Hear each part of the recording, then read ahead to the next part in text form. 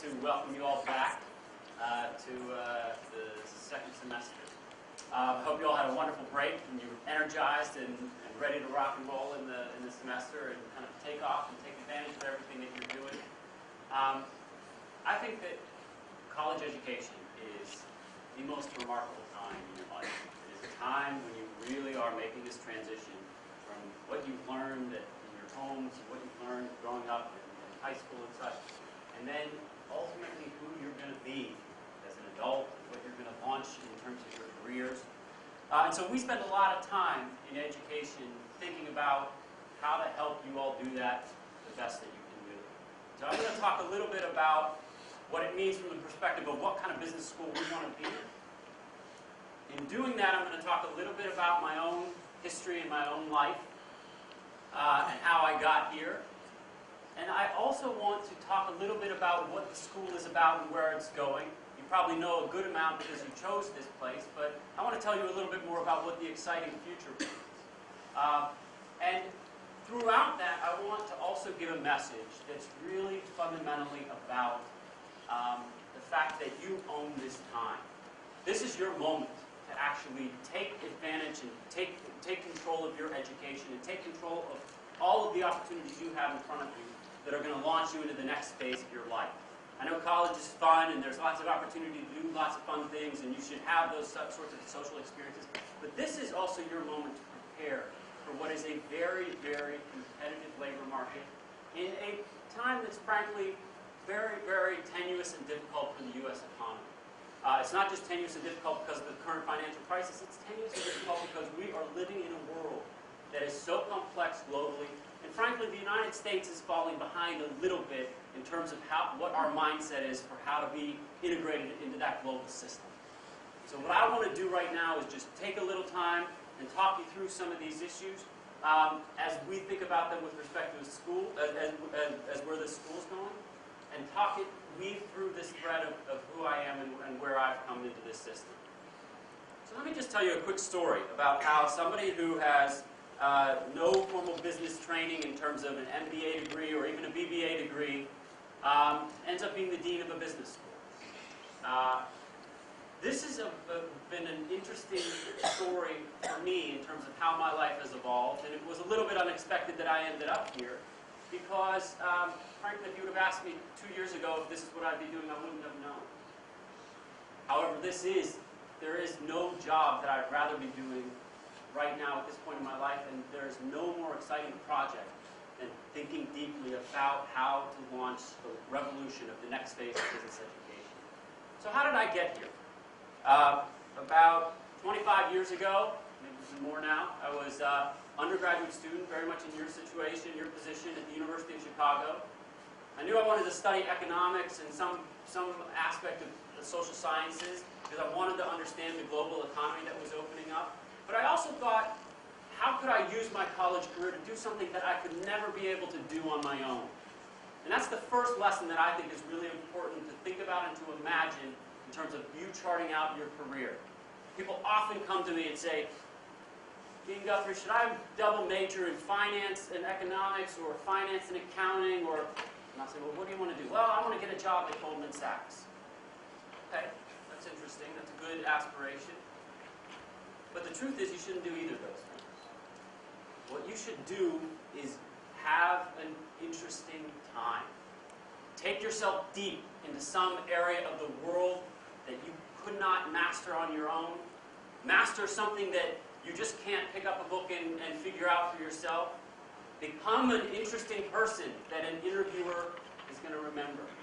So when I thought about that when I was 19 years old, I thought, well, if I could just master some part of the world that I thought held the future.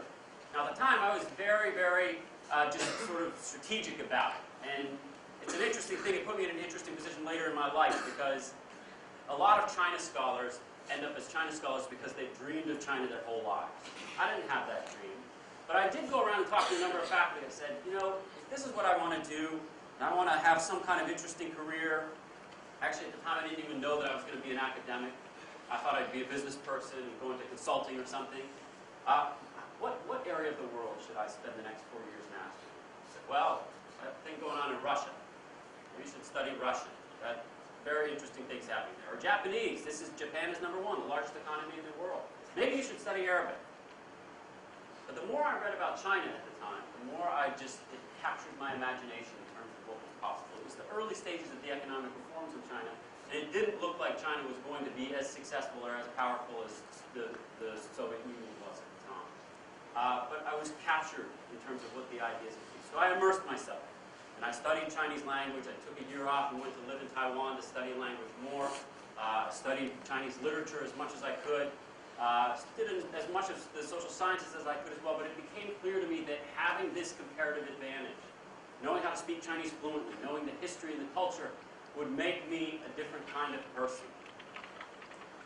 And then I decided to go get a PhD and thought about studying economics, but having come out of the University of Chicago, Chicago-style economics just didn't sit right with me. I thought there were too many problems with the assumptions that were being made. So I went to Berkeley and got a PhD in organizational sociology, became a professor at NYU, but still something wasn't sitting right with me. I wasn't doing what I felt was my calling. But the one class I loved teaching at NYU was a class like this. It had about 400 students in it a semester. And it was a class on the Chinese economy. And my favorite students were the business students. I just, for some reason, enjoyed interacting with young minds who were going to go out and shake the world up. And I know how business school students think. They were planning to also get rich in doing it. But they were going to go out and change things. Because make no mistake about it, business is one of the most powerful forces for change. It can be good or bad, but it is one of the most powerful forces in a capitalist economy and in the globalist economy today. There is nothing besides nation states as an institution that rival the power of corporations. So it becomes a very, very heady and interesting conversation to talk to young minds about what's happening in a place like China. Eventually I realized that I probably should just be a business school professor because I like that better, and ended up in the Stern School of Business. But I still had a different vision of what business school education should be. And that's kind of where this story takes us into, if you'll indulge me for a few minutes and let me talk about this particular school. Because I think it's a very important thing to know where we are as an economy, what we're thinking of in terms of the future of the economy, and what you all are a part of in choosing to come to the George Washington School of Business.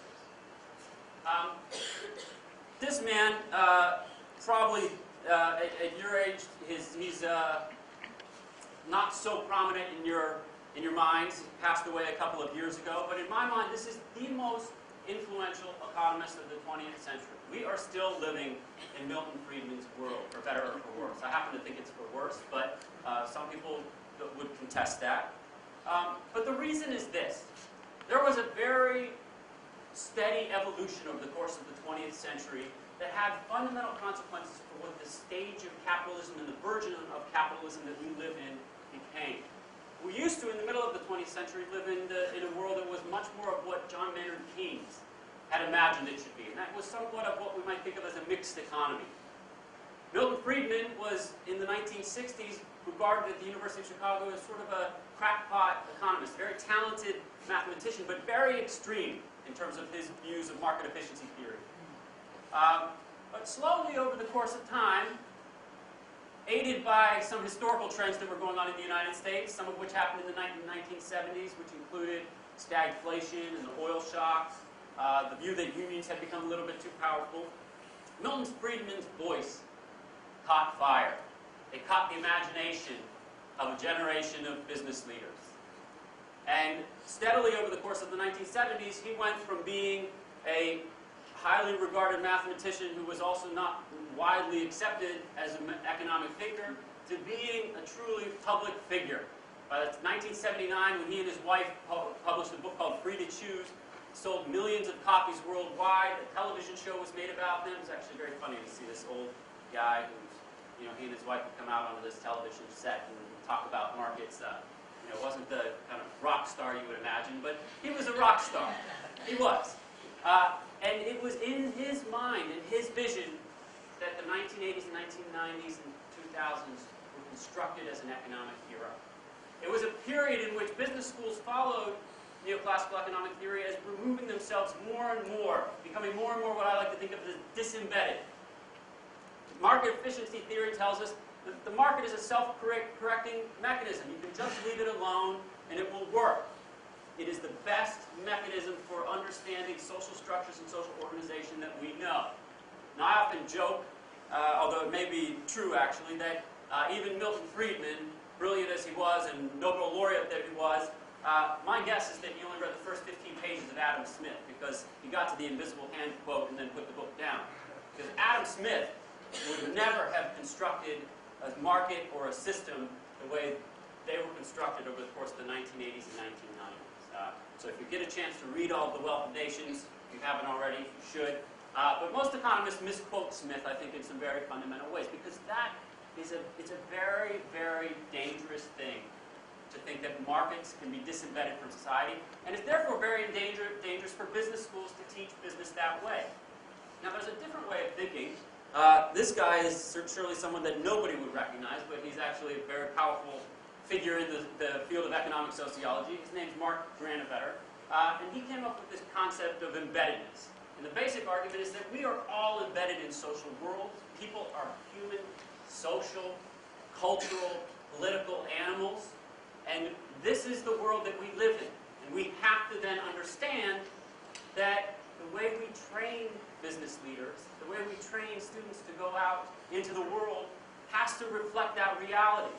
If we think that we can just arm people with powerful instruments like derivatives or the knowledge of how to build mortgage-backed securities, but not give them the in-depth understanding of what it means to be embedded in a social system, and therefore understand the social consequences of their actions, eventually you'll get some kind of crisis like we've seen in 2008, 2009 that we're still reeling from today. You will also get a system in which people will think that you don't need to deeply understand the societies in which businesses are operating. It's easy enough to sort of just think about flows of capital. You don't need to deeply understand China in order to do business in China. We know that market efficiency theory works. This is a dangerous way of thinking, and we will fall behind because of it, and we are.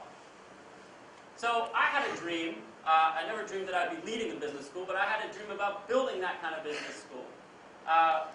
My former institution, I was sort of I was probably a crackpot character that Milton Friedman was regarded as being. People thought, he's a good teacher, a good researcher, but he's really out there, right?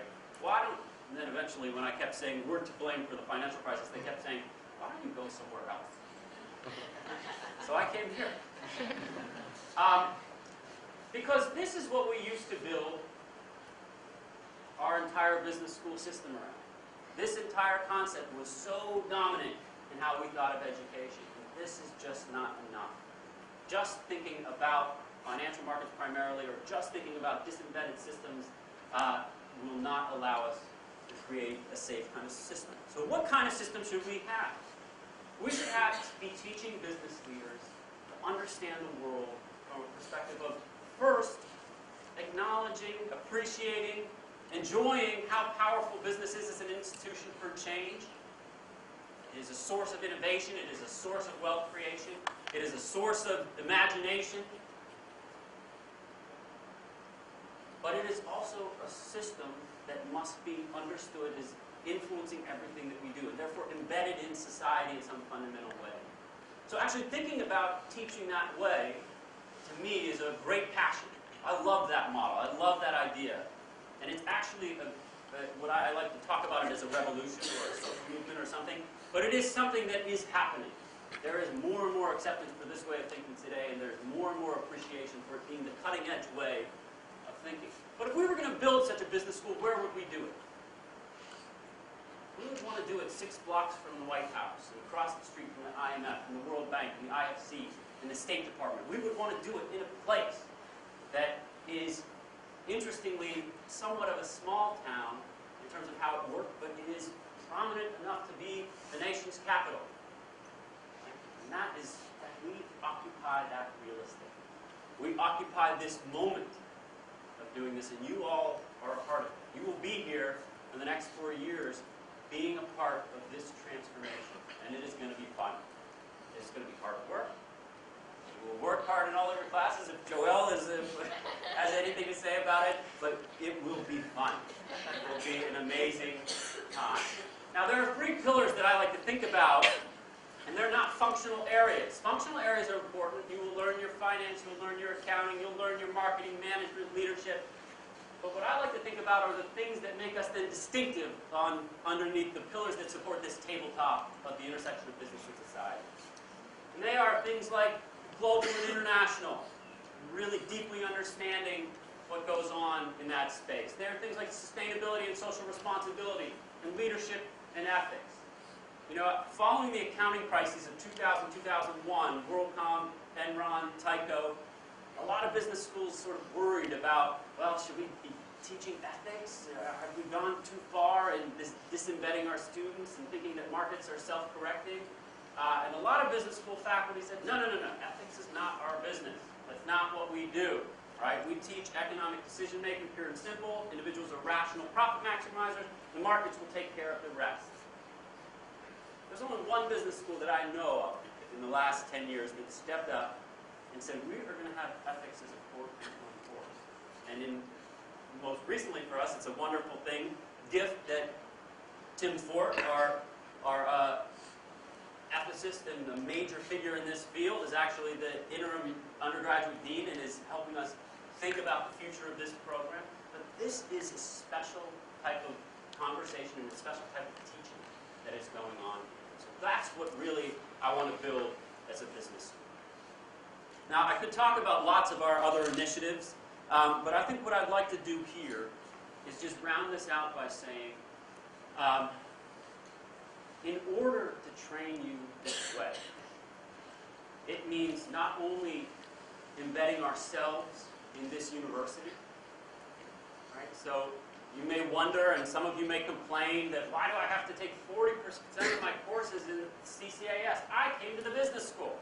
I don't want arts and sciences. I want more space in my course to double and triple major in finance, economics, and accounting. I guarantee you it will be medicine that is good for you. You must expand your minds. This is the moment, this is the way to think deeply about how you will be interesting business leaders. It is the way. And follow your passion. Do whatever it is that gets you excited. But you must balance what you're doing as business people with how you understand social, cultural, political systems.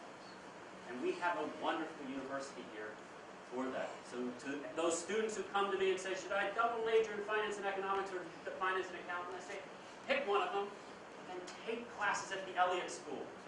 Go out and study a language. Study music. Think about what you can actually do to follow that passion so that you can create a dynamic in which you understand the world a little better. And then when you balance that with good functional knowledge in key areas, I guarantee you, when you're sitting across the table from that recruiter, you'll have an interesting story to tell. And so I exhort you to love this moment, embrace it, be excited about it, follow Dr. Carter's advice on everything, and have fun. Thank you very much.